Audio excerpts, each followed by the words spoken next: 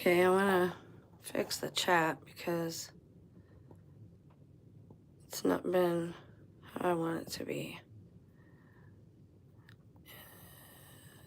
There we go. Good. All right. On the phone, it's different than the app on your computer and whatnot, so that's not going to work. Okay. All right, so I kind of want to jump right into things because I want to read this creation story to you guys. I've been wanting to for a long time. Please don't mind me. We're stuck inside, and the weather is very, very cold. So, yeah. I am going to read to you from this. It's called the Cobran Bible. Now, again, you don't have to believe, accept, or receive any of this as truth, but I do believe we cover a lot of dark topics, and you know, the world is rather dark right now, our reality, or at least the reality that we're being shown a lot. So I like to take breaks from that. I need it as much as anyone else. So that's why I want to read from this. I've been wanting to for a long time. And I want to read the intro too because it's important. Context means everything. It's important you know where your information is coming from. Now, you don't have to accept, believe, or receive it as truth, but I do believe a good common ground for human beings to begin at for creating any like-minded, smaller community, which I hope people are starting to do. Oh, geez, now I forget where I was even going with that. Anytime you have that, jeez. I totally spaced out because there's two different things that I need to go over as the intro, and it just went right out of my head. So anyways, morality is a good place to start as far as common ground goes. A lot of people will say, well, you know, point to God, and we have to have, you know, God standards because we all have different standards of what is good as human beings or what is acceptable, and so we need to like have a common ground, you know, when beginning any society. And I prefer smaller, like-minded communities, again, which I hope people are doing now. And I really like creation stories. I think we can learn from them. So I'm going to read from the Cobran Bible. I'm not going to be guilty of any copyright issues because I'm not going to read it all, and I'm going to add my own commentary as always. But context is everything, so I am going to read a bit of the intro so you understand where this information came from and how it was compiled, put together. I read this creation story. I skimmed it when I first got the book, and it gives us this premise that there are two different sets of beings created, of humanoids, humans, which is interesting, you know, especially considering the true crime stuff that I've been looking at because I've been sick and not feeling well, and I apologize for the lighting. It's very dark in here today. I'm sorry. Geez, and I interrupted myself and kind of forgot where I was going again. I apologize. There's a lot on my mind. I've got some things going on in my personal life that are just difficult, and so this is also a distraction for me. But we do go over a lot of dark topics, and, you know, going over the serial killer profiles, we have a lot of people in our society today who are rather sadistic. We're seeing more crimes against one another's, you know, partners and children and households and families in America, like especially. And so in doing that and kind of dwelling in that paradigm for a little while in that genre, there are a lot of red flags or personality attributes that these people carry. The FBI calls this profiling. So the profile of these sadistic type of narcissistic serial killers or murderers, we have a lot of them in America, and that's not by accident. Some of us, and I think myself included, were raised in abusive situations intentionally so that we would go out and want to do harm, or we would become like radicalized in some way. Thank goodness with me, it didn't really happen. I'm a pacifist. I can't stand beings doing harm to one another. So because we go over these darker topics, I wanted to go over something a little lighter, but at the same time, it goes over there being two different sets of humanoids being created, not just one, which is interesting with a lot of the stuff that the Bible says and a lot of things that we know. So we're going to start there. So I'm going to start reading. I don't have my pillow under me today. And again, the lighting is kind of bad in here. I apologize for all these things. But I like my channel. Uh, I don't have a sponsor. I probably won't have a sponsor. I started branding myself years ago on Facebook.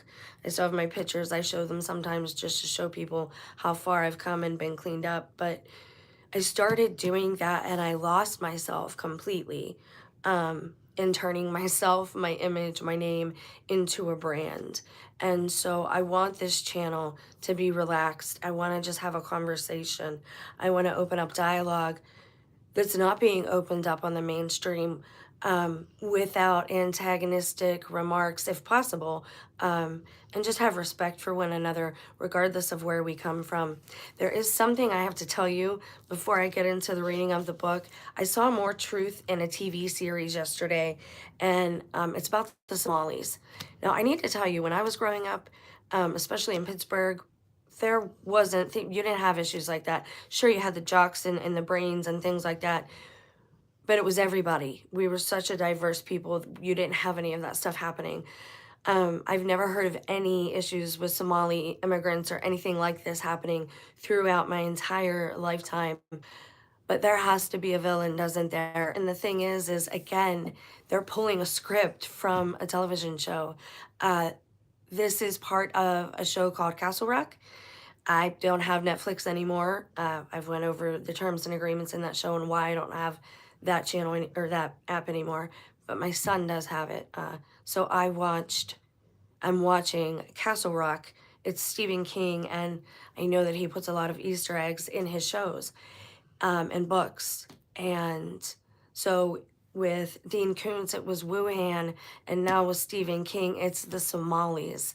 But again, they got to make a villain out of people. So don't believe everything you hear. Go by your personal experience and what you're experiencing out there in the world and in life. Okay, so the Colburn Bible, what is it and where did it come from? Again, you don't have to accept, receive, or believe it as truth.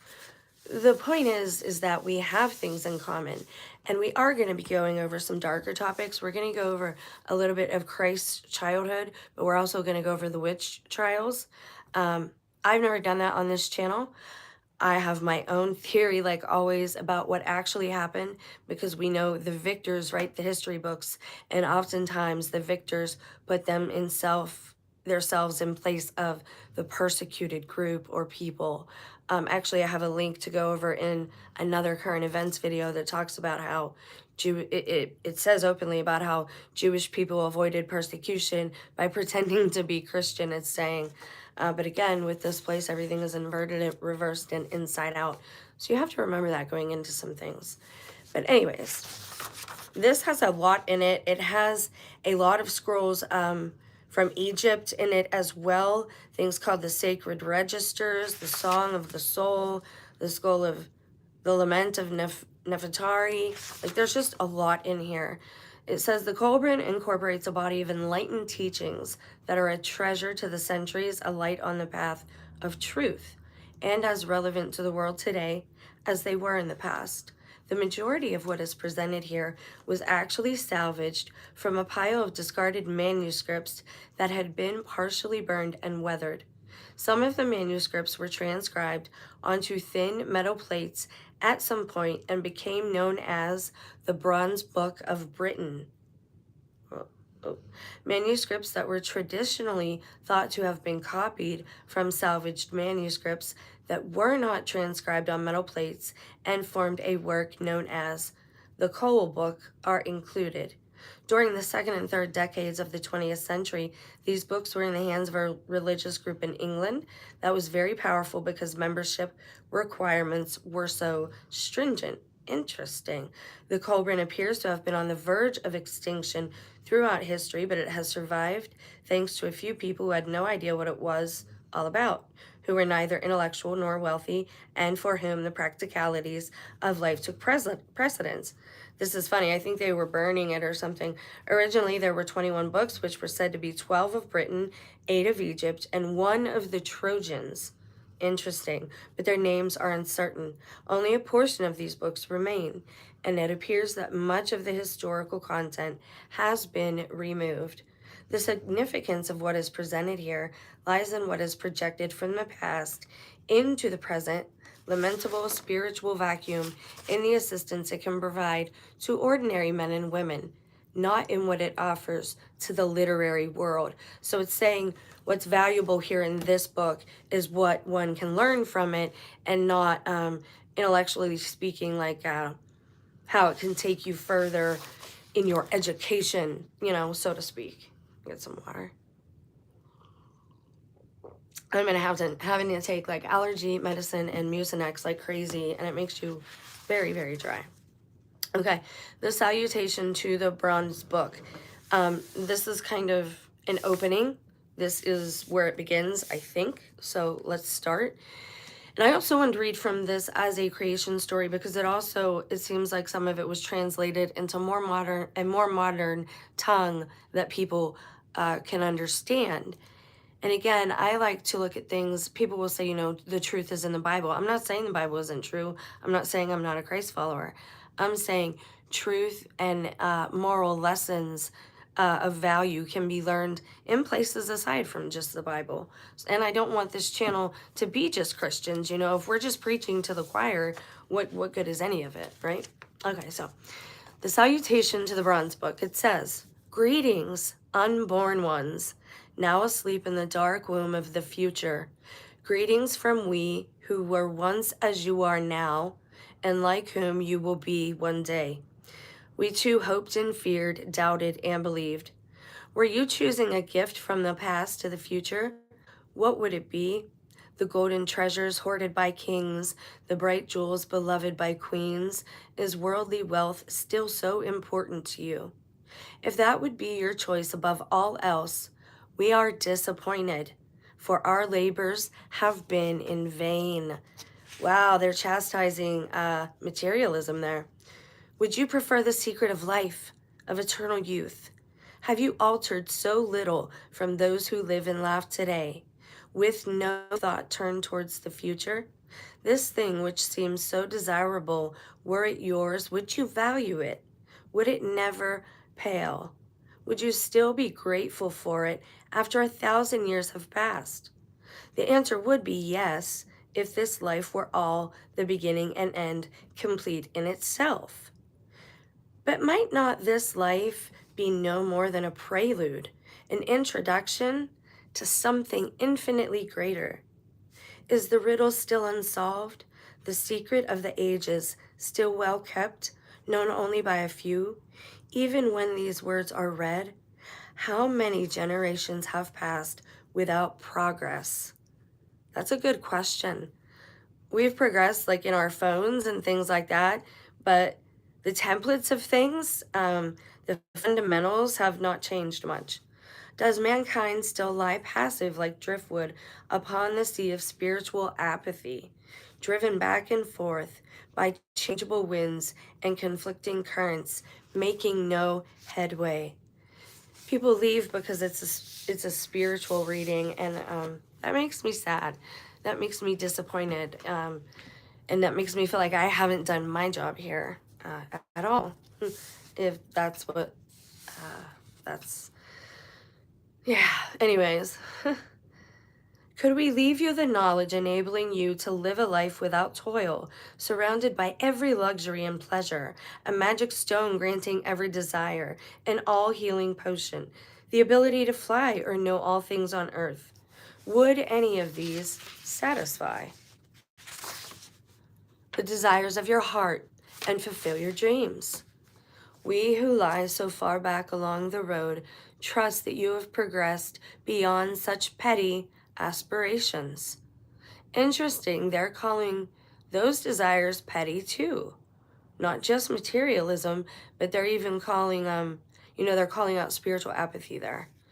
Is it beyond our power to give such gifts?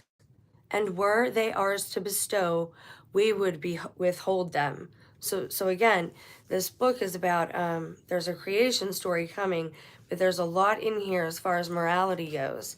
It's a book of virtues, and most people don't want to hear about those things in today's world, and that should disturb people, but it doesn't.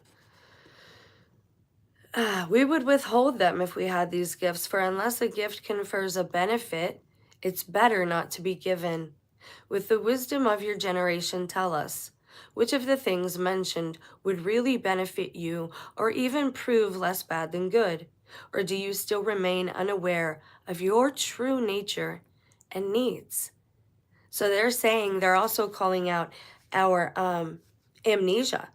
They're saying, are you still unaware of who you really are? I find that actually to be encouraging. Most people might not, but I find that encouraging. Let's read on. Who are you? How you speak and dress? Are you even like us in form? We cannot know or imagine. So these people are writing this, hoping that it is read by future generations. And that's who they're talking to when they're talking about your needs, your dress, your desires. They're talking to the people of the future, which would be us. So just want to go over that real quick. This alone we know is truth. You are brother beings of ours and travel the road we once trod.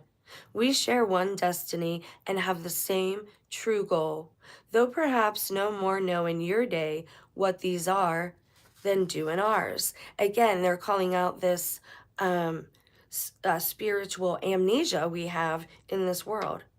Like to us, life comes to you unbidden, meaning you don't ask for life, it just occurs.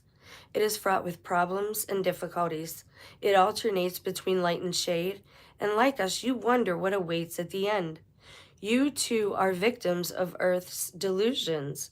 You too find truth and perfection beyond your grasp, and you too aspire to beauty and goodness. These things we know about you. These things must be, or you would not exist. See, they're talking to us, and that's very encouraging.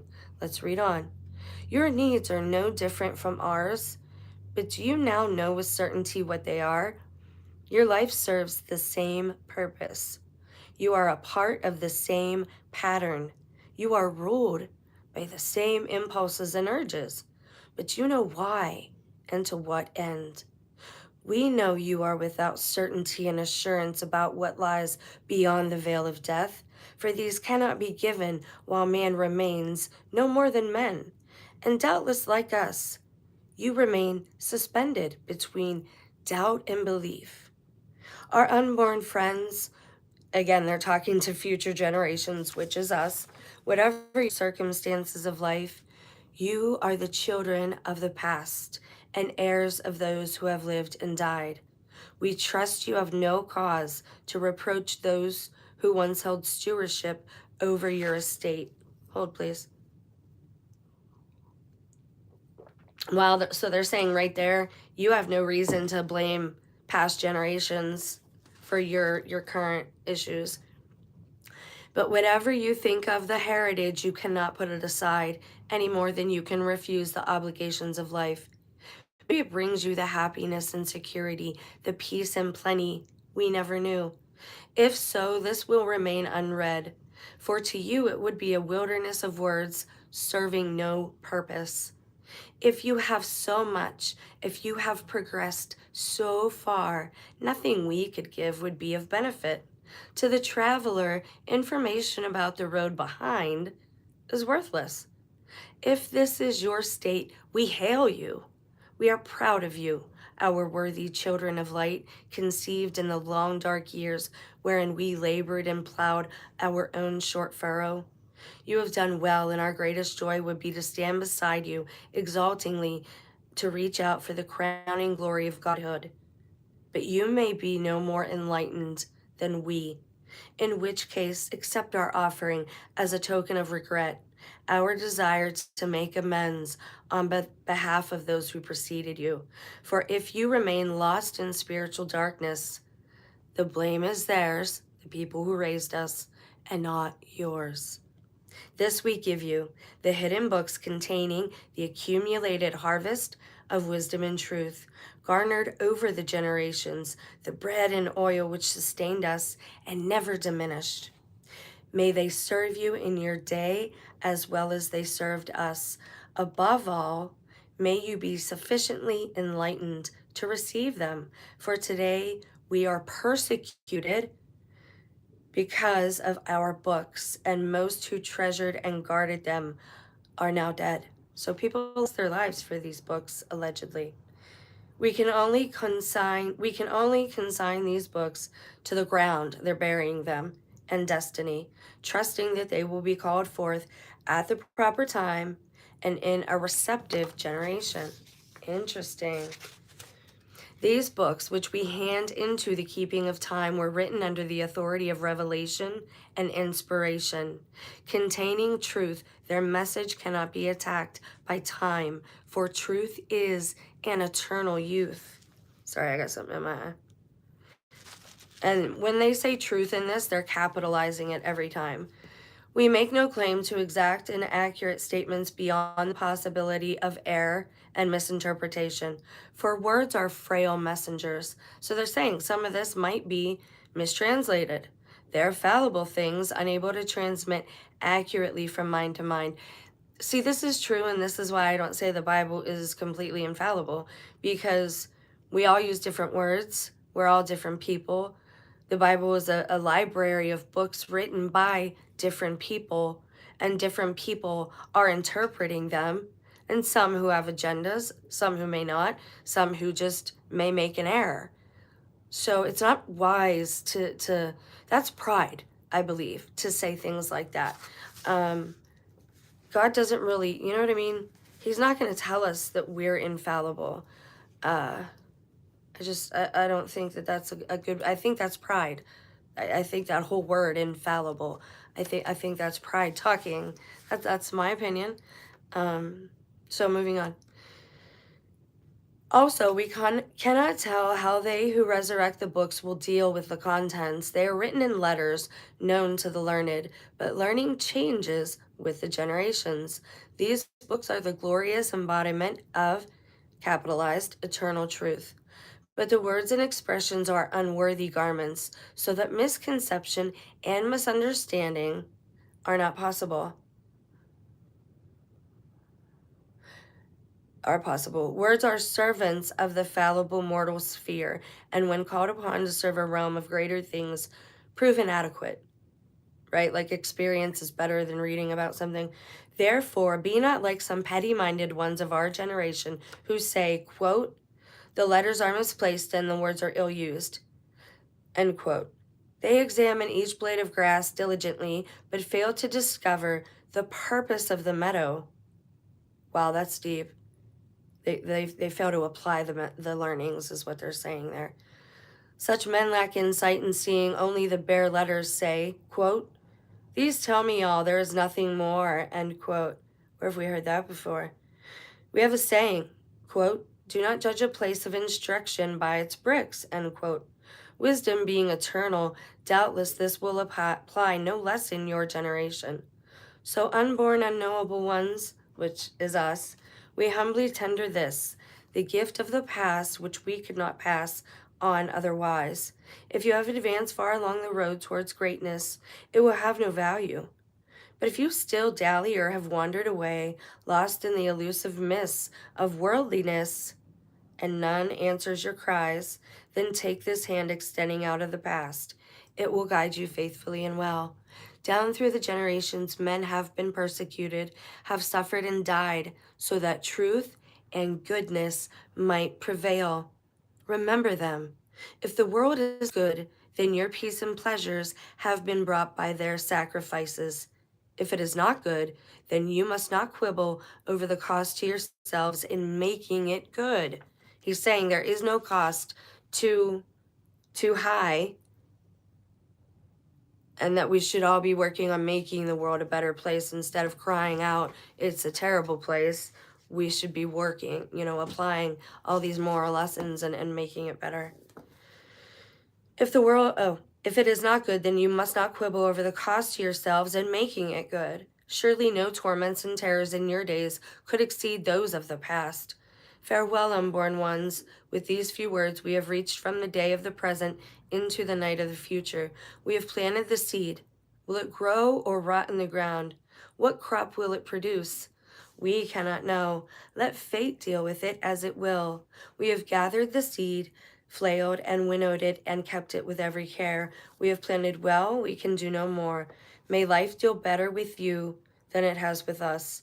May you never be denied the comforting hand of hope. Farewell. Moving on. The Book of Creation, Chapter 1.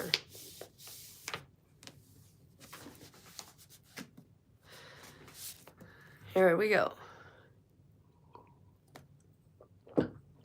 Mortal knowledge is circumscribed by mortal ignorance, and mortal comprehension is circumscribed by spiritual reality.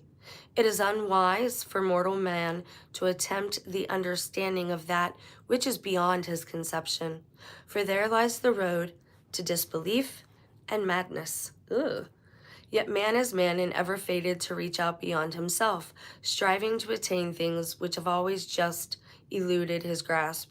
There are some typos too, so there are a few words I'm having to change. Like it said elude there, I had to say eluded. And as always, I'll add my own commentary, but I just wanted to let you know. But I want to get through some of this a little more. Yet man is man and ever fated to reach out beyond himself, striving to attain things which have always just eluded his grasp. So in his frustration, he replaces the dimly seen incomprehensible things with things within his understanding.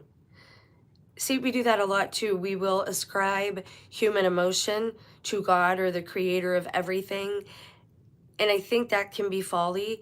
But again, words fall very short when you're trying to describe the indescribable, right? So I hope that makes sense. If these things but poorly reflect reality, then is not the reflection of reality, distorted though it may be, of greater value than no reflection at all? There are no true beginnings on earth, for here all is effect, the ultimate cause being elsewhere. For who among men can say which came first, the seed or the plant? Yet in truth it is neither, for something neither seed nor plant preceded both, and that thing was also preceded by something else. Always there are ancestors back to the beginning, and back beyond to there is only God.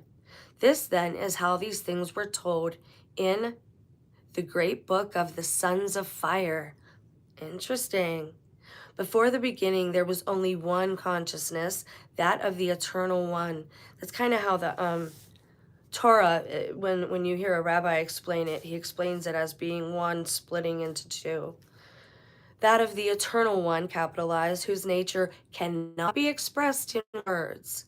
This is why again, ascribing human attributes to the creator, maker, fabricator of all things can be folly. But how else are we to understand it either? So this might be a little hard of a read, but trust me when I say it's worth it. The story is very interesting.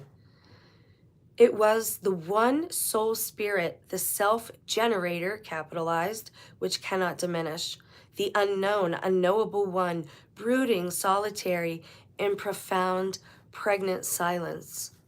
God is lonely. The name which is uttered cannot be that of this great being, capitalized, who, remaining nameless, is the beginning and the end. The Alpha and the Omega is basically what they're saying there. Beyond time, beyond the reach of mortals, and we, in our simplicity, call it God. I shouldn't be folding it back like that, but it's easier. All right, I have to change here. He who preceded all existed alone in his strange abode of uncreated light, which remains ever unextinguishable, and no understandable eye can ever behold it. The pulsating drafts of the eternal life light in his keeping, capitalized, were not yet loosed. He knew himself alone. He was uncontrasted, unable to manifest in nothingness, for all within his being was unexpressed potential. The great circles of eternity, capitalized, were yet to be spun out, to be thrown forth as the endless ages of existence in substance. They were to begin with God and return to Him completed in infinite variety and expression. That sounds there like parallel universes, how people talk about the multiverse. Like if you make one decision at a crossroads and you could have made another, you actually have a self that chose the other route. Interesting. Quick drink. And again, I don't mind streaming for a while because reading is a part of my daily schedule. I try to make sure that I read something. And yes, I read a lot of the Bible, but I read a lot of other books, obviously, too. Words have power, right? In school, what are we taught? Sticks and stones may break my bones, but words will never hurt me. They taught us those things for a reason, because words do have power. When we read the infancy of Jesus, whether you believe it or not, there are certain things that occur that certain people like to really vilify him and say, oh, he's wicked, he's evil. But again, words have power, and we don't always understand that. But at the same time, they can be ineffective when you're trying to describe things that you cannot see or touch, right? You're trying to explain these concepts to other people. Earth was not yet in existence. There were no winds with the sky above them. High mountains were not raised, nor was the great river in its place. All was formless, without movement, calm, silent, void, and dark. No name had been named, and no destinies foreshadowed. Eternal rest is intolerable, and unmanifested potential is frustration. Holy cow, every artist knows that. Hold, please. I gotta highlight that just for myself. It says, eternal rest is intolerable. Sloth, laziness. God doesn't, it's sitting around isn't fun after a while. Think of when you're sick and you have to be on bed rest. Unmanifested potential is frustration. Wow, that's true. Into the solitude of timeless can divine loneliness, capitalized, and from this arose the desire to create, that he might know and express himself, and this generated the love of God. He took thought and brought into being within himself, all this is capitalized, the universal womb of creation, containing the everlasting essence of slumbering spirit. The essence was quickened by a ripple from the mind of God, and a creative thought was projected. This generated power, which produced light, and this formed a substance like unto a mist of invisible dust. It divided into two forms of energy through being impregnated with the Spirit of God and quickening the chaos of the void within the universal womb, became spun out into whirlpools of substance. That's very artistic and evocative language, meaning it should help you to visualize things in your mind. From this activity, as sparks from a fire, came an infinite variety of spirit minds, each having creative powers within itself. The activating word was spoken. Hold, please. This is not the first time that I've heard reference to like a special word, a life-giving, life force word that you can speak, that God has spoken, that quickens things. And is it in the story of Solomon? If you learn this word, you can control all, like you have control over all, like that of a god. But again, there's stories about man reaching for the unattainable. Are we supposed to be gods? And Christ said we were little g gods. It was not capitalized. But they don't talk a lot about that part because, certain churches want us beat down because we're more malleable that way. The activating word was spoken. It echoes, vibrate still, right? Because when God speaks and this vibration goes out, If God was not still speaking and his word was not still active, things would shut down. And there was a stirring movement which caused instability. A command was given, and this became the everlasting law. So look, the activating word was spoken, its echoes vibrate still, and there was a stirring movement within, or which caused instability. God couldn't have instability, right? A command was given, and this became the everlasting law. Henceforth, activity was controlled in harmonious rhythm, and the initial inertia was overcome. The law divided the materializing chaos from God and then established the boundaries of the eternal spheres, so God could have his domain and still watch over his creation. Time no longer slept on the bosom of God, for now there was change before where all had been unchanging, and change is time. Now within the universal room was heat, substance, and life, and encompassing it was the word, which is the law. The command was given, let the let the smallest of things form the greatest, and that which lives but a flash from everlastingness, end quote. Thus the universe came into being as a condensation of God's thought. And as it did, so it obscured him from all enclosed within his solidifying creation. So again, he is safe from the chaos so that nothing, that part of things don't touch him in his abode. And, this is the separation of God from us in, some way. But let's continue. And it shows that we are different, right? That we're not the same. We cannot dwell together, at least not yet. I do believe in theosis and becoming one with God, like taking on the Christ into yourself. But we're obviously not capital G God. We did not create this place, right? We did not put this place on its foundations. So here we go. The command was given, let the smallest of things form the greatest, and that which lives but a flash form everlastingness. Thus the universe, the opposites attract there. Thus the universe came into being as a condensation of God's thought. So then we get into it separating everything, and creation does not explain itself. Under the law, it cannot do so. Its secrets have to be unraveled by the created. So there's another clue there, right? He became veiled from all that came forth from him. Creation does not explain itself. Under the law, it cannot do so. Why? Because that would activate more creation, or because we would not understand it? Its secrets have to be unraveled by the created. So we have to be seekers, basically, is what it's saying there. All things are by nature finite. They have a beginning, a middle, and an end. An unaccomplishable purpose would be eternal frustration, and therefore the universe being created purposefully, I hate that word, purposely, it must have an objective. If it ended without anything else following, then the God existing must slumber indifferent to its activities. If it ended without anything else following.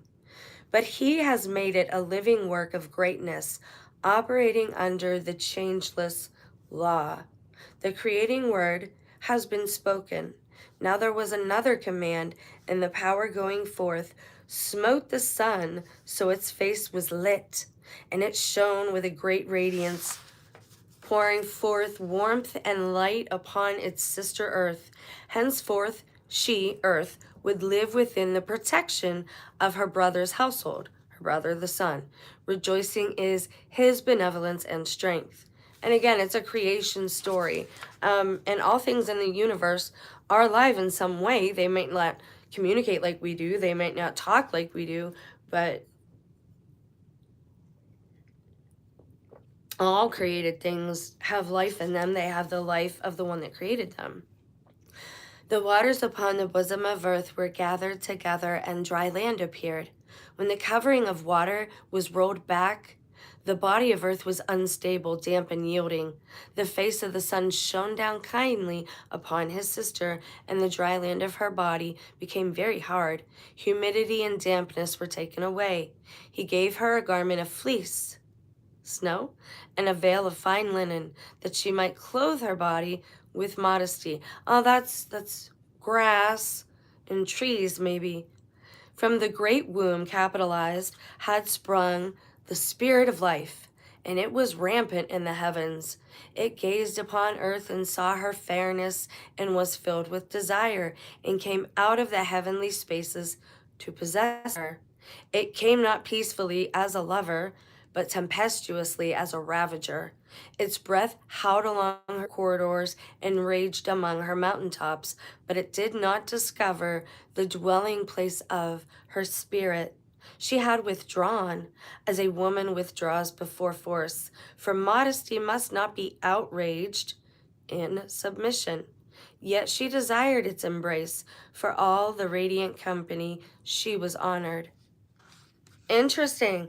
That actually sounds a little bit like the Sophia Pistis.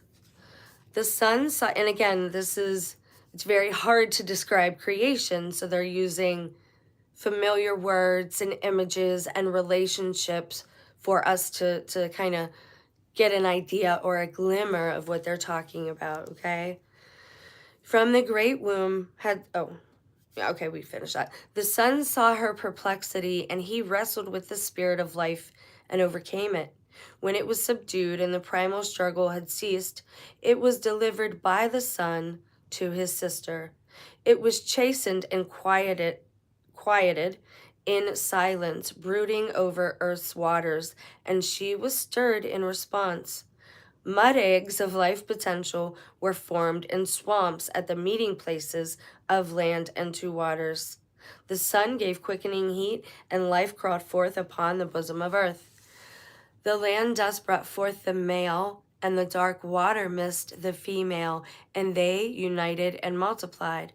The first brought forth the second, and the two produced the third. Earth was no longer virgin, and the spirit of life grew old and departed. Earth was left garbed, and the matron's mantle of green herbage covered the face of the land. The waters brought forth fishes and creatures which move about and twist themselves and wriggle in the waters, the serpents and the beasts of terrible aspects, which were of yore, and reptiles which creep and crawl. There were tall walking things and dragons in hideous form, clothed with terror, whose great bones may still be seen. Mud fossil. Then came forth from the womb of the earth all the beasts of the field and forest, all the creatures of creation, having blood in their bodies, and it was complete. Beasts roamed the dry land, and fishes swam in the seas. There were birds in the skies, and worms in the soil. There were great land masses and high mountains, wide barren places and heaving waters. Fertile greenness covered land, and abundant life swarmed in the seas, for now earth throbbed with the energy of life. Metals lay hidden in her rocks, and precious stones within the soil. That's why America has been parceled out to other countries. That's the sound everybody's hearing probably, is fracking and digging while our land is being raped. That's what we should be doing, is protecting that, not getting angry about things we see on a screen and then arguing with our own family about it. We should be protecting these land. We should be protecting the land because it is abundant and it has treated us well. And there are things that can keep us and give us life for many generations yet to come, for our children and their children. We should give a darn about the ones who come next. Okay. Metals lay hidden in her rocks, and precious stones within the soil. Gold and silver were scattered and secreted. There was copper for tools and forests of timber. There were swamps of reeds and stone for every purpose. Everything was prepared. Everything was ready. And now earth awaited the coming of man. The birth of man. The love of God penetrated the third veil and became the seed of souls within the soul sea. The body of man God, made of water and things of the earth, breathing into him the spirit of life, that he might live. But man, when young, lived only to eat and drink, and to fornicate, for being conscious only of the earth, he knew only earthly things and earthly ways, right? You have to grow in spirit. You have to evolve in spirit and in body sometimes, but not in the way we've been shown. Now the Spirit of God moved over the face of the earth, but was not of the earth. It held all things and was in all things, but on earth could not be apart from anything. Without substance it was awake, but entering substance it slept. Consider that which was told by the servants of now we're going to get into some names, and if I mispronounce them, I'm sorry. Eban, of heaven men, who who once wandered the earth. He had no earthly substance and could not grasp its fruits, for he had no hands. He could not drink its waters, for he had no mouth, nor could he feel the cool winds upon his sky. They tell of how the ape tribe of Selach, led by heaven man, perished by flames before the valley of Lod. Only one she-ape reaching the cave heights above. When heaven man was reborn of the she-ape in the cavern of woe, could he taste the fruits of the earth, drink of her waters, and feel the coolness of her winds? Did he not find life good?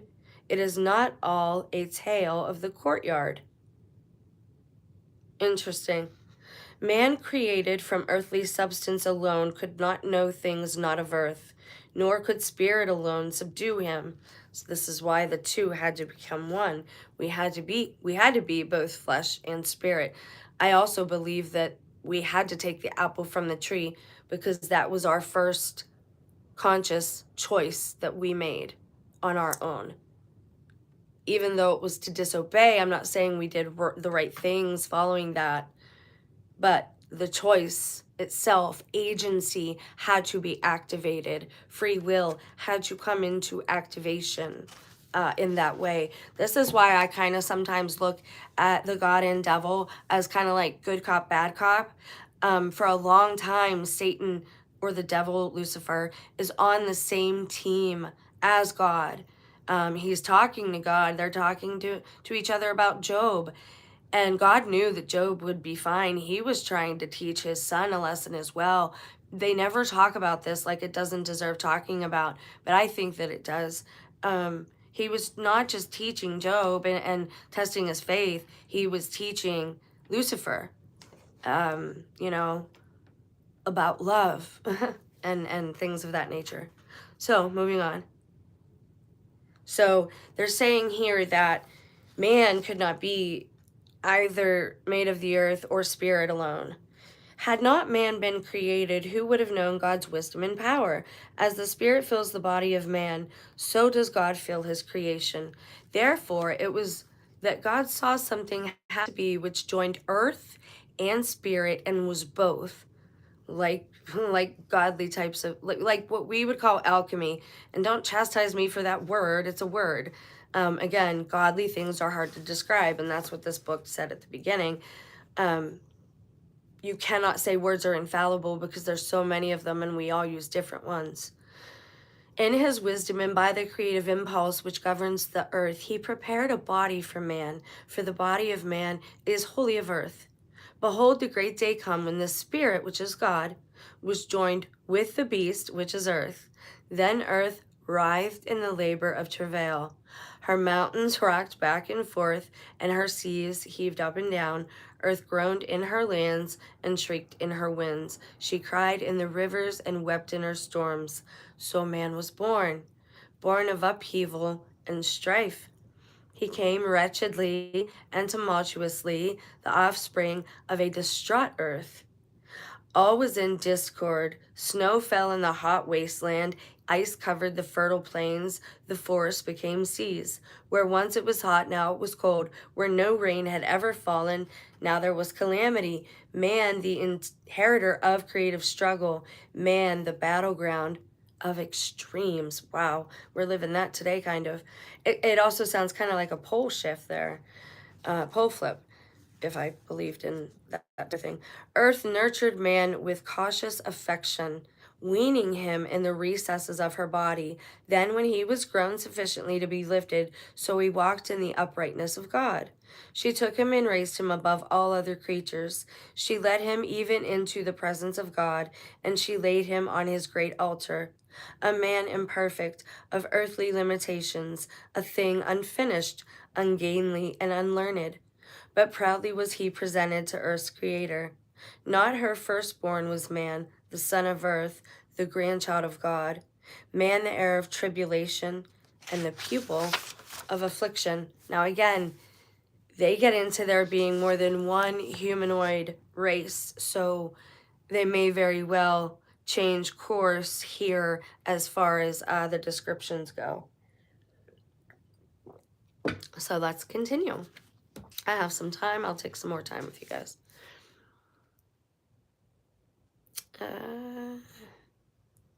God saw man the offering of earth to her Lord unconscious on the high altar, a sacrifice to him and a dedication to the spring of fate, capitalized.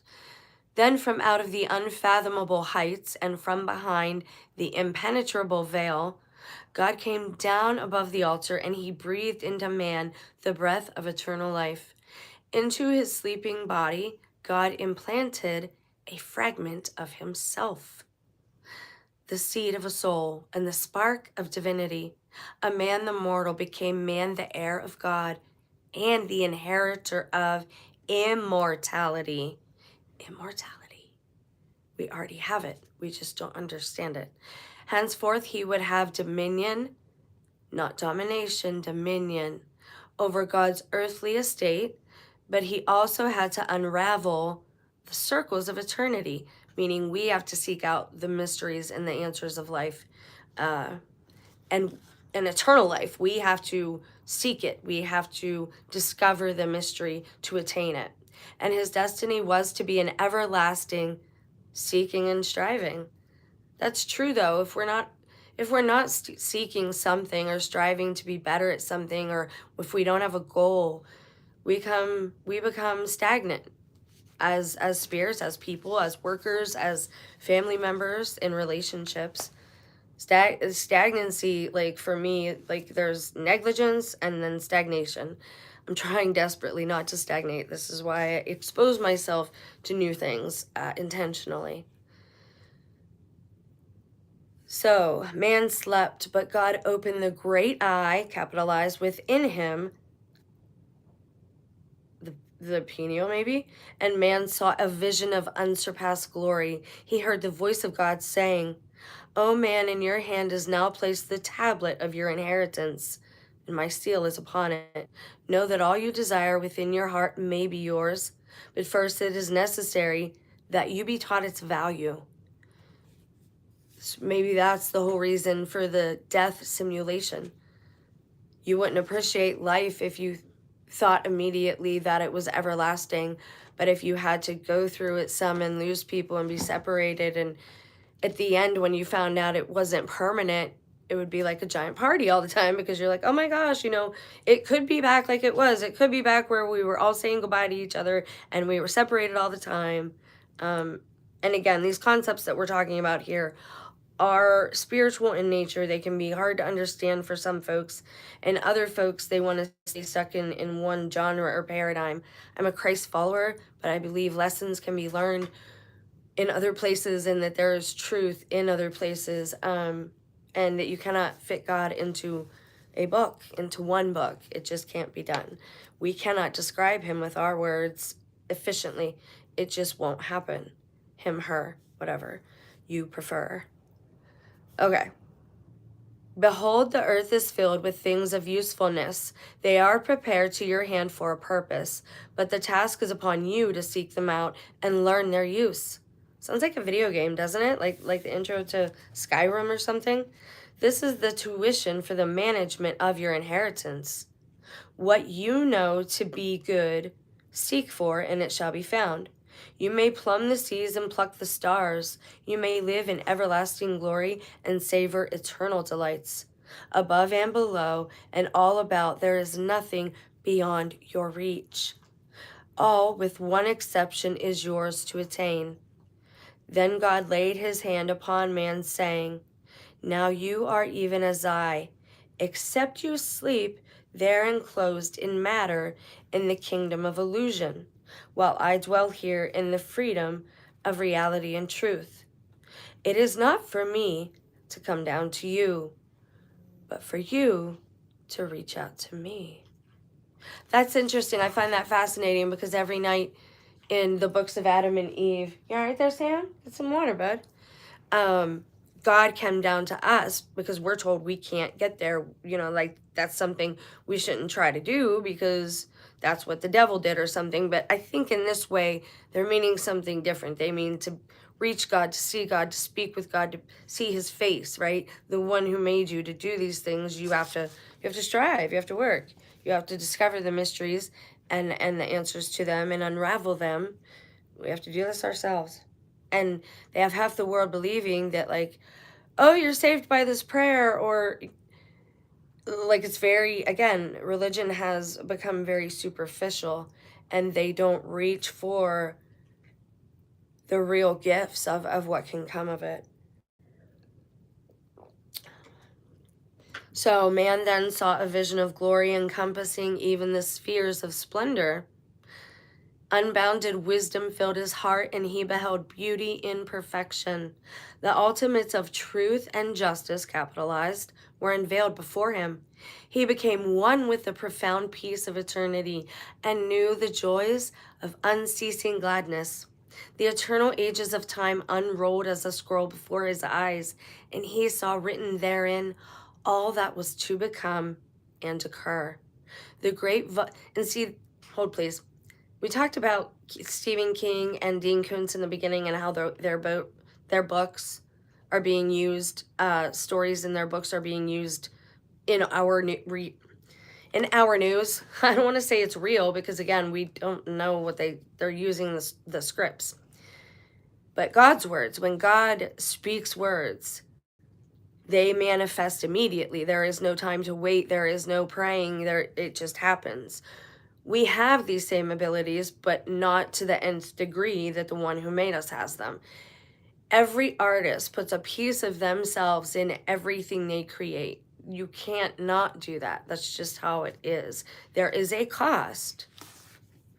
There is a cost. Okay. He felt within himself the stirring of inexpressible love. Now this is man. And unlimited designs of grandeur filled his thoughts. His spirit ranged unhampered through all the spheres of existence. He was then even as God himself, and he knew the secret of the 7 spheres within the 3 spheres. I wonder if that's literal or spiritual. Is it space or is it domes here on earth, the earth realm? Then God lifted his hand from man, and man was alone. The great vision departed, and he awoke. Only a dim and elusive recollection, no more than the shadow of a dream, remained. But deep within the sleeping soul there was a spark of remembrance, and it generated within man a restless longing for he knew not what. Henceforth man was destined to wander discontented, seeking something he felt he knew but could not see, something which continually eluded him, perpetually goaded him, and forever tantalized him. Deep within himself, man knew something greater than himself was always with him and part of him, spurring him on to greater deeds, greater thoughts, greater aspirations. It was something out beyond himself, scarcely realized and never found, something which told him that the radiance seen on the horizon but dimly reflected the hidden glory beyond it. Ah, Plato's cave. Man awoke, the revelation and vision gone, only the grim reality of Earth's untamed vastness surrounded him. But when he arose and stepped down onto the bosom of his Mother Earth, he was undaunted by the great powers that beset him or by the magnitude of the task ahead. Within his heart, he knew destiny lay beyond the squalor of his environment. He stepped out nobly, gladly accepting the challenge. He was now a new man. He was different. He looked above and saw glory in the heavens. He saw beauty about him, and he knew goodness and things not of the earth. The vision of eternal values arose before his inner eye, pineal gland reference. His spirit was responding to its environment. Man was now man, truly man. The nature of man on earth was formed after the nature of things in heaven, and man had all things contained as potential within himself, except divine life. But he was as yet an untrained, undisciplined child, still nurtured simply upon the comforting bosom of earth.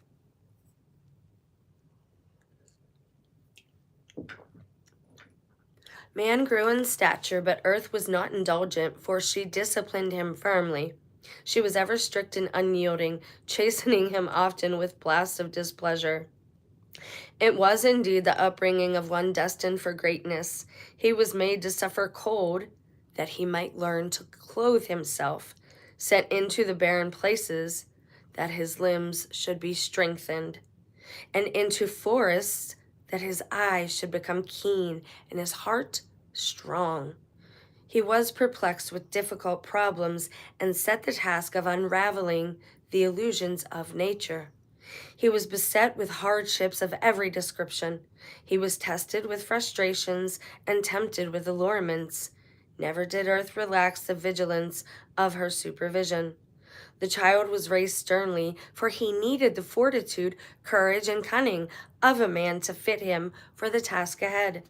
He grew wily and wiry in the hunt. He became adaptable, able to cope with any untoward happening. Wow, he's doing well. If we could pass that along to some of the generations freaking out today, it'd be good. Overcoming the bewilderments of early days, he found explanations for the perplexities of his surroundings. Yet the struggle for knowledge, the need for adaptation, and the effort to survive were never relaxed.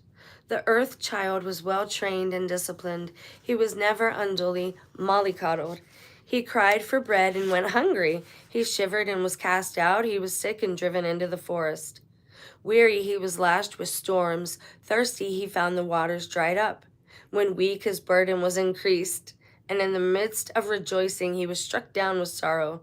In moments of weakness, he cried enough and doubted his destiny. But always something fortified and encouraged him. The earthling never forfeited his God-likeness.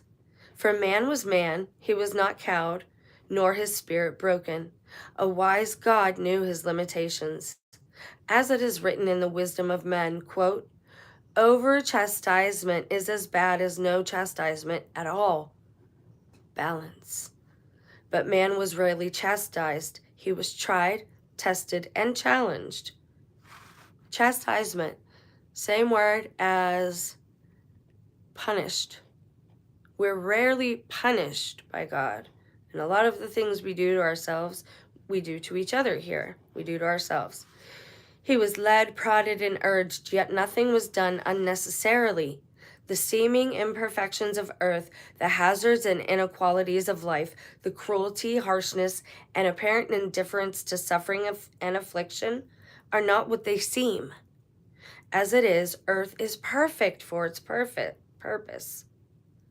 It is ignorance of that purpose which makes it appear imperfect.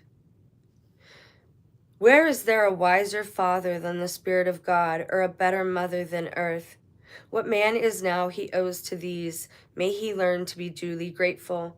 Above all, let him never forget the lessons learned in his upbringing. That's deep right there. I'll read that one part again because it reminds me of like simulation theory, Matrix, Truman. The seeming imperfections of earth, the hazards and inequalities of life, the cruelty, harshness, and apparent indifference to suffering and affliction are not what they seem. As it is, Earth is perfect for its purpose.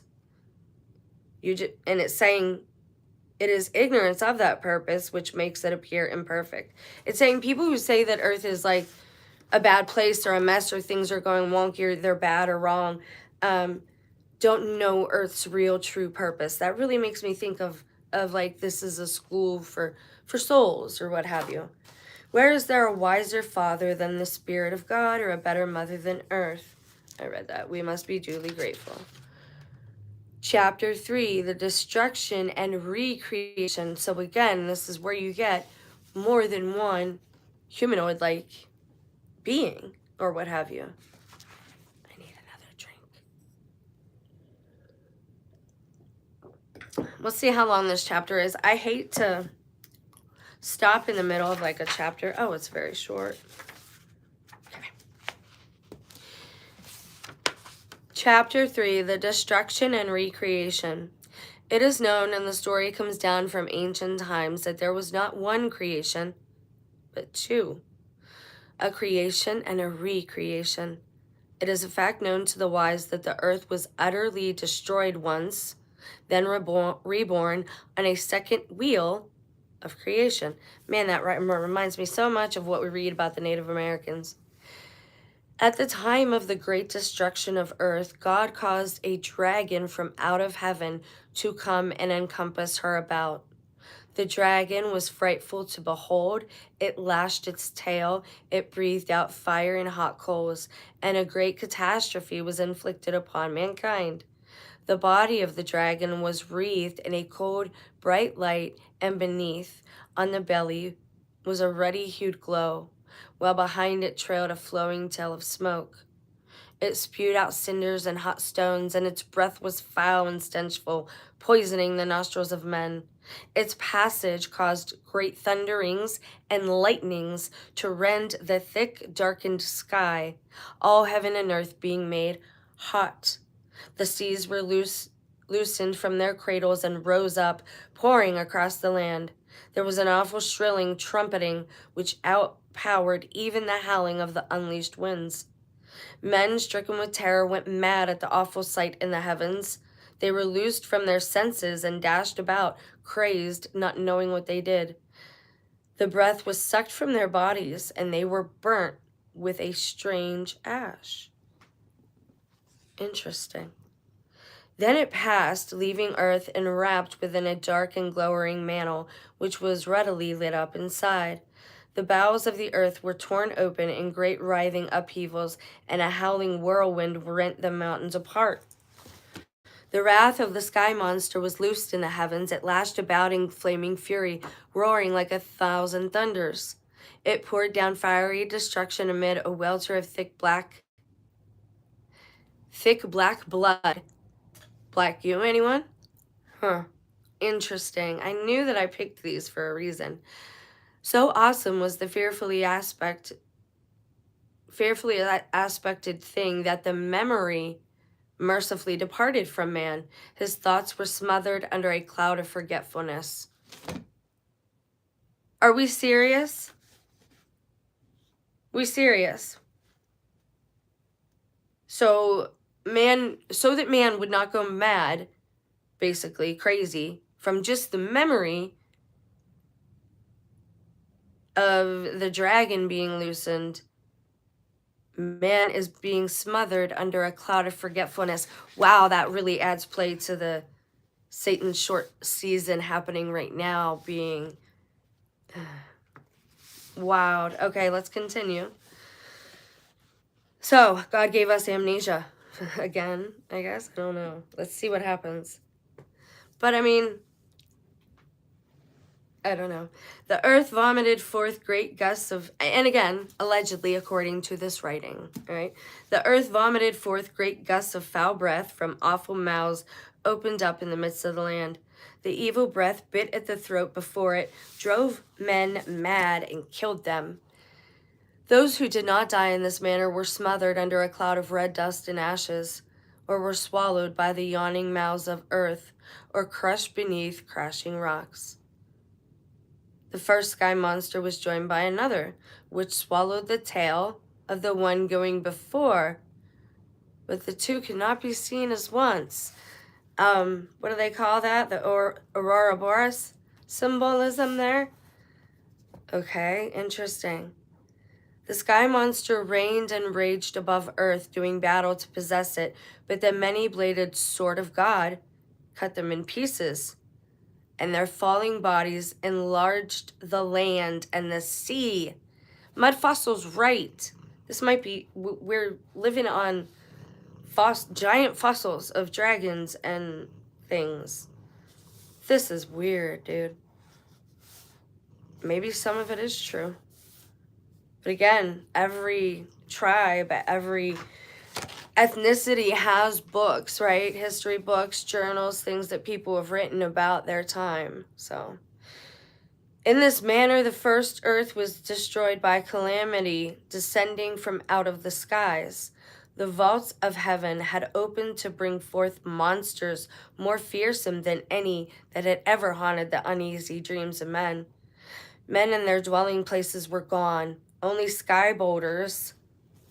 Sky boulders? What's a sky boulder? Only sky boulders. Only sky boulders and red earth remained, where once they were, but amidst all the desolation, a few survived, for man is not easily destroyed.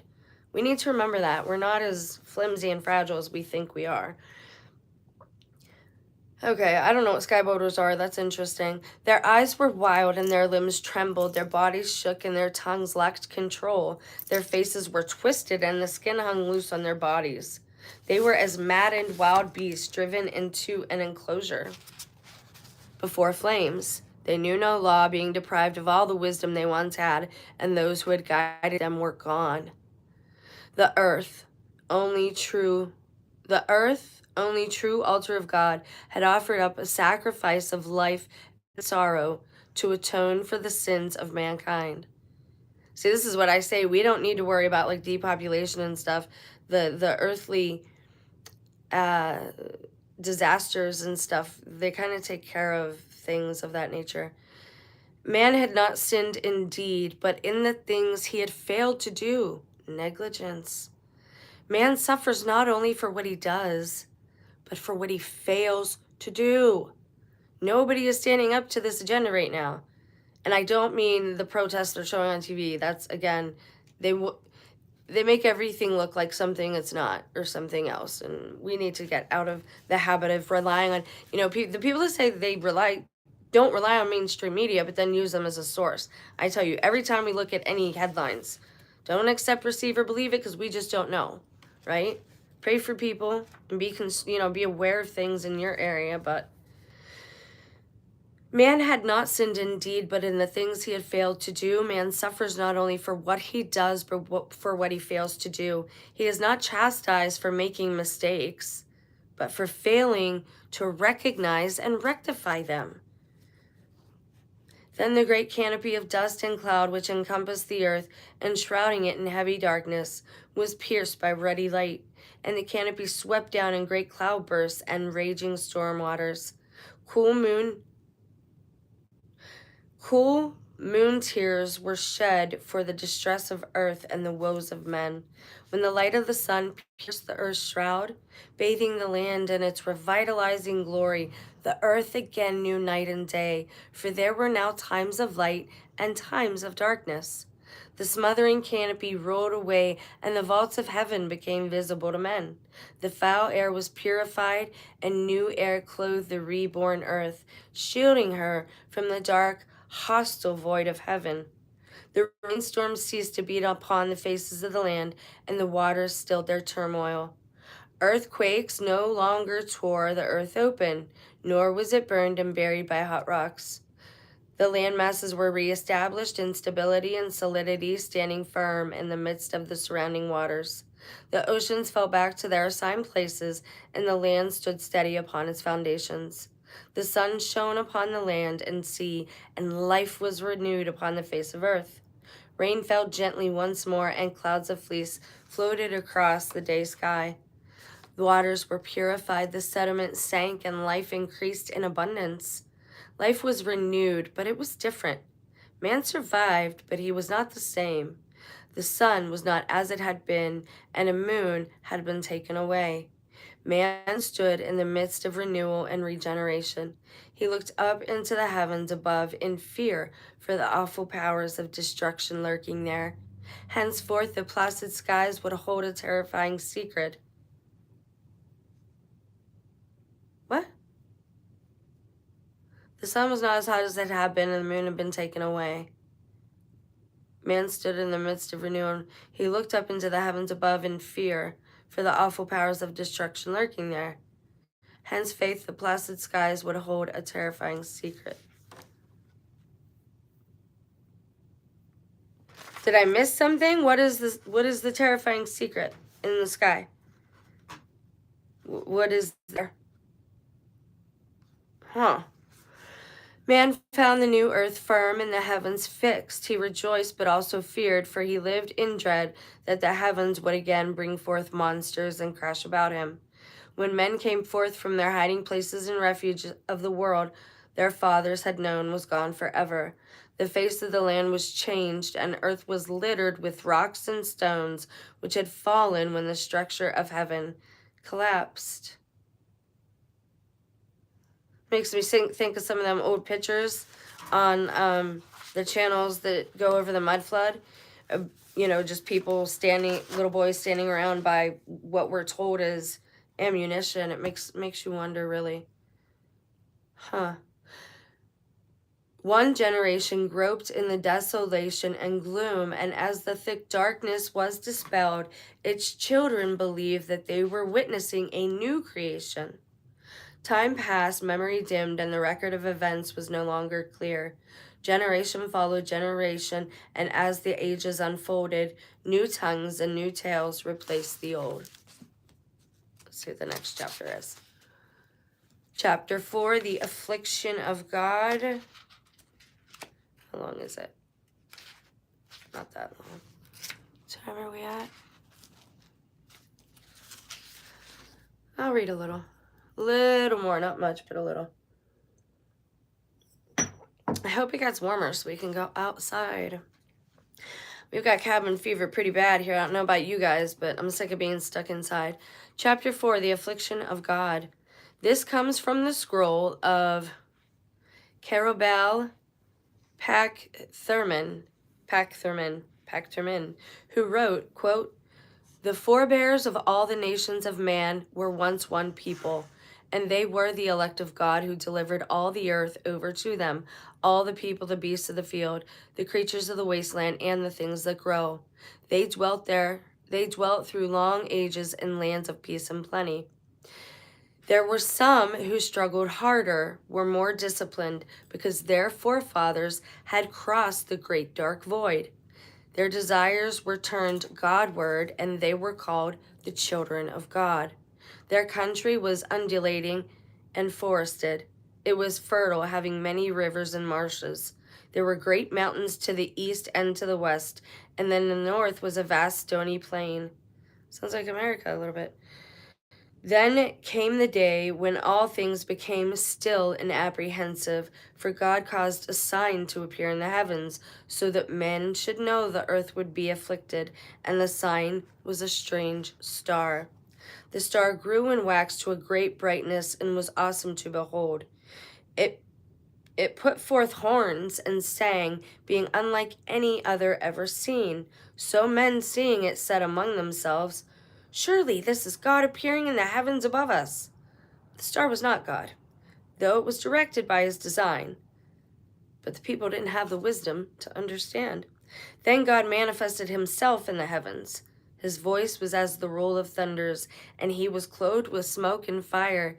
He carried lightnings in his hand, and his breath, falling upon the earth, brought forth brimstone and embers.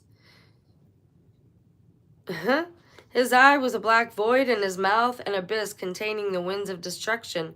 He encircled the whole of the heavens, bearing upon his back a black robe adorned with stars. Such was the likeness and manifestation of God in those days. Awesome was his countenance, terrible his voice of wrath. The sun and moon hid themselves in fear, and there was a heavy darkness over the face of the earth." God passed through the spaces of the heavens above with a mighty roar and a loud trumpeting. Then came the grim dead silence and black, red lit twilight of doom. Great fires and smoke rose up from the ground, and men grasped for air. Little girls drinking. I was wondering what that sound was. Grasped for air. Where was I? This voice. There it is. The land was rent asunder and swept clean by a mighty deluge of waters. A hole opened up in the middle of the land. The waters entered, and it sank beneath the seas. The mountains of the east and west were split apart and stood up in the midst of the waters which raced about. The northland tilted and turned over on its side. Then again the tumult and clamor ceased, and all was silent. In the quiet stillness, madness broke out among men. Frenzy and shouting filled the air. They fell upon one another in senseless wanton bloodshed. Neither did they spare woman or child, for they knew not what they did. They ran unseen, dashing themselves to destruction. They fled to caves and were buried, and taking refuge in trees were hung. There was murder and violence of every kind. The deluge of waters swept back, and the land was purged clean. That sounds like the flood that we're familiar with. The Hopis say that there are 4 ages and that we are now in the 4th. In the end, nobody knows what comes next. Allegedly, there are no other books or whatever that describe that time. The deluge of waters swept back, and the land was purged clean. Rain beat down unceasingly, and there were great winds. The surging waters overwhelmed the land of man. His flocks and his gardens and all his works ceased to exist. Some of the people were saved upon the mountainsides and upon the flotsam, but they were scattered far apart over the face of the earth. They fought for survival in the lands of the uncouth people. Amid coldness, they survived in caves and sheltered places. Uncouth people, probably cannibalism in a state like that, where men think they have to have that to survive, or whatever they think. Okay, quote, the land of the little people and the land of the giants, the land of the necklace ones. We've heard that too. And the land of marshes and mists. The lands of the east and west were all inundated. The mountain land and the lands of the south, where there is gold and great beasts, were not covered by the waters. Men were distracted and in despair. They rejected the unseen God behind all things for something which they had seen and known by its manifestation. They were less than children in those days and could not know that God had afflicted the earth in understanding and not willfully, for the sake of man and the correction of his ways. The earth is not for the pleasure of man, but is a place for the instruction of the soul. A man more readily feels the stirrings of his spirit in the face of disaster than in the lap of luxury. It's how your soul gets activated. It's how your Ruach HaKodesh, your Holy Spirit, comes into being, is through, oftentimes it's through trauma. I don't know why. I don't know. We don't appreciate things that are just given to us. Trauma or sorrow helps us to know what joy is. Disregard helps us to learn how to love someone else, to not do that to another, right? So all of these things are there to teach us. They are for our betterment, because you might not see it or know it right now, but you're eternal. And so God wants us to always be growing and learning and striving.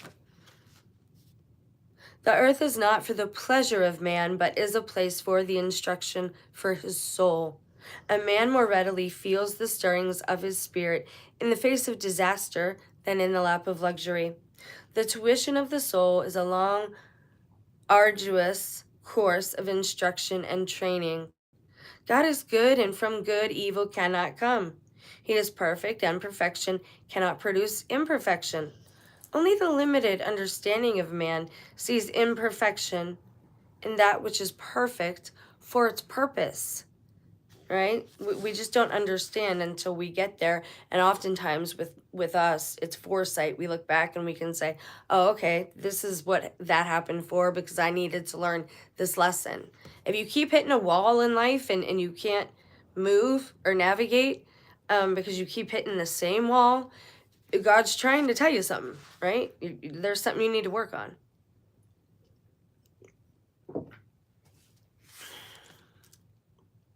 Okay. Where was I? This chapter's almost done.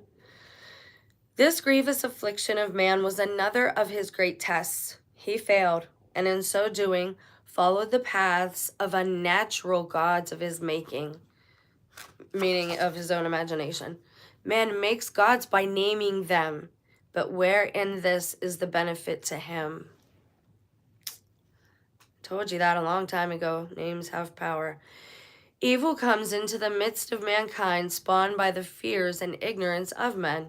An evil man becomes an evil spirit, and whatever evil there is on earth comes either from the evil of spirits or the evil of men, not by God. We come from God, so maybe by proxy, it comes from God by extension, right? The Bible says evil comes from God, does it? Do we read it right? Is it interpreted right? That's also Old Testament. What God are they talking about back there? Chapter 5, in the beginning. Now the children of God were molded by the hand of God, which is called Awen, and it manifested according to their desires. For all things which have life are molded by Awen. The fox, shivering in the cold lands, longs for warmth, and so its cubs have warmer coats. The owl, clumsy in the dark, longs to see its prey more clearly, and in generations of longing, the desire is granted.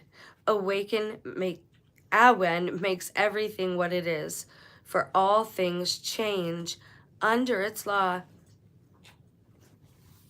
Okay, I'm going to stop there and show you. My bookmark is not here, so I will use this postcard. I want to show you what's coming in this. Now you're going to say, Jen, you've read a couple different books recently. Yes, I've read from them. We will go back to the Holy Gospel of the 12. I want to go over Jesus's infancy a bit, but also over like the Holy Spirit, because they also, in the book of the Holy 12, they also make it very clear that there's work to do. Like you have to, you can't be a piece of crap person and just say, oh, I believe, and that's okay. Like there's actual work to be done, but people, they don't want to hear that word. They just don't want to hear it. And again, everything is different than what we've been told. Okay, so this is actually part of what I read in the table of contents. So let me read you a little bit about what's coming next in this. You can go look it up and read for yourself, but there's a part that I want to read about two different sets of humans coexisting and how the one was responsible for teaching the other. We are going to get to that. We have like the Book of Scrolls, Sacred Registers, Song of the Soul, The Way of Sarah. Oh, come on, for crying out loud. Okay, so right now we're under, this is called the Bronze Book, and it was found in Britain, allegedly. Right here, we are in the beginning right now, and then comes Dadam and Luid. Maybe Adam and Lilith, maybe. I don't know what they're going to say there. I've not read that far. Hirthu, the son of the first father, Guinevere, and then you have the Book of Gleanings, right? Where they get deeper into things, and they talk about the deluge there as well. I can't remember which chapter it is, but it's not too far along. Then you have things about like how to live your daily life, the marriage pledge, let's see, the laws of Malfin, the teachings of Sadek. More like for their ethnicity, it is almost like sermons, you know? And then in the very end, you get into the Egyptian stuff heavy. And you get into the Destroyer, part 1, part 2, part 3 from the Great Scroll, sorry. And then in the end, you get into something called the Dark Days And chapter 7 is the third of the Egyptian scrolls, and that is last. So again, it is kind of a compilation of several different sources, but it does get to a point where it talks about us living side by side. You have things like the laws of Amos, which I actually have marked.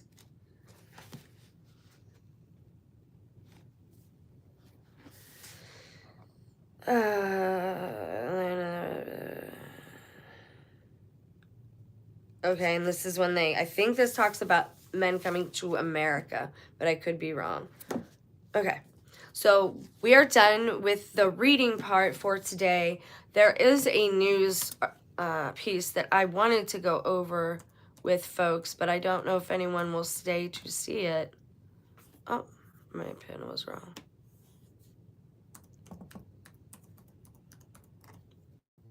Anyone here? Oh, you're still here. All right. There's a bit of news, and there is more science news and archaeological news. They must be doing a lot of digging in Turkey, because in Syria, sadly. You know, they're gonna do the same thing as happening in America. They're raping our lands. They are getting our rare earth minerals. It's all for telephones, for the screens, for the data centers, watches, you know, all these things use quartz and limestone and shale. And just think of America turning into one giant Grand Canyon. Because when you do this, you're going to mess with the natural rain production in certain areas. It will mess with the environment, which will mess with the weather. All right. So a lot of people say that this isn't happening, but I want to bring it to you again. This is a new link on this topic, which we've talked about ad nauseum. Worship as a crime. Christian killings surge as persecution reaches a historic high. Now, this is in a new report from the U.S. Commission on International Religious Freedom, USCIRF for short, if you can remember that, reveals the highest number of countries persecuting Christians in recorded history. That's big. In recorded history, like ever, right now. That's something to be concerned about. From state-imposed religious conformity in China to escalating sectarian bloodshed in Nigeria, that worship itself has become a capital offense in parts of the world. This is from CBN. I will attach the link for anyone that wants to go in and watch the video or whatever they made. I didn't want to watch the video. U.S. lawmakers are now calling for an update of foreign policy, arguing that the erosion of religious freedom abroad poses a direct threat to American security and democratic values at home. There's a reason they wanted everybody looking at the Charlie Kirk story. There's a reason they want that on the air. They want everybody distracted by what's on the screens so that they don't care what's happening in their own backyard. And that's bad. Like this generation after Gen X that we helped to raise, unfortunately, because we had to work so much, they are addicted to their devices. They love these devices. They will not set them down. They will not stop playing them. They do not care if the earth is raped and pillaged or it. They just don't. And I don't know how to, you can't make people care, right? But again, this is the reason sometimes for trauma, so that people learn not to cause suffering to others. You have to suffer yourself to know that. Okay, it goes on to say the commission's and when violated anywhere, it should concern freedom-loving people everywhere. So they're saying it shouldn't matter where you live. The commission's report identifies nearly 30 countries where people of all faiths, including Christians, are systematically targeted. Yeah, and I've said that. It's like every group has been persecuted at this point, pretty much, and they're starting over. Globally, 16 nations are designated as countries of particular concern, while 12 others are placed on a special watch list, quote unquote. More than 2,300 individuals are currently imprisoned worldwide solely just for their religious beliefs. Nowhere is that violence more lethal than in Nigeria, which most of us should be aware of at this point. And they still want you looking at Ukraine, where Zelensky is a freaking actor who got the Grammy of Sean Penn given to him by Sean Penn. None of that is real. And I'm so tired. It's heartbreaking to see people get so angry and even go after their family members and not have relationship anymore because of stories that aren't even real. Let us acknowledge that there are too many killings in Nigeria. All Nigerian Christians, Muslims, and traditional worshippers are among those killed, and violence will never end violence. All Nigerians, be they Christian or Muslims, want to live together in peace. Well, then who's doing the ending? Who's it coming from? In China, persecution is evolving with technology and state-enforced sinicization of religion. I don't know what that means. I've never seen that word. sinicization. Sinicization of religion. I'm gonna have to. What does that mean? I'm good. Like, I'm an articulate person, and this is. I taught other people how to read. This is not a word I've ever heard. Let's look it up.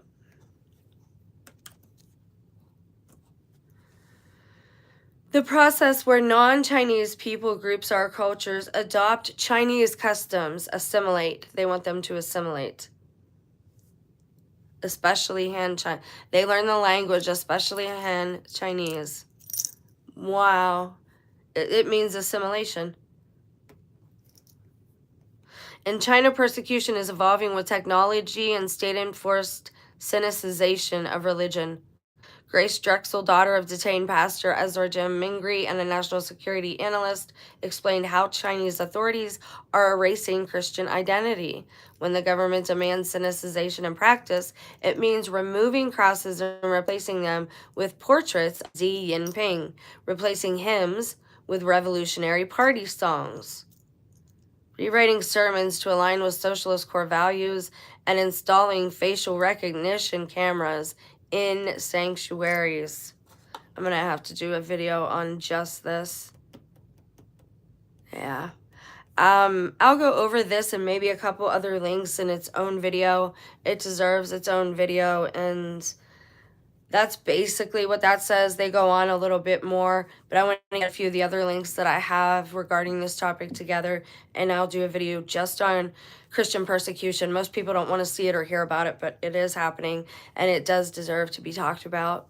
I love you guys. I hope you enjoyed some of that creation story. I did turn comments off to only people who subscribe because it's nothing but trolls down there usually. I don't know why the people that subscribe don't want to comment and converse, but I hope that eventually you do. Y'all have a blessed day. I hope that you learned something from those readings. Even there were some breadcrumbs in there about like mud flood type topics and Mud Fossil University too. So I found that very telling that they come right out and say we're basically living on the corpses or you know, the petrified remains of giant beings and dragons too, which he's been saying for a few years now, but people are catching up. All right, you guys have a blessed day. Thank you so much for being here. This was just a relaxed, chill video, something I'd been wanting to read you guys for a while. I love creation stories. I hope that you enjoyed it too, and we will talk more soon. Hoping to do a short or two today because I like to show you, we go over a lot of dark topics, and I like to show you God's creation, and I like to just make you smile. So I hope that the shorts do that. You guys have a blessed day, and please go help somebody today, and then do something kind for yourself too. Bye, guys.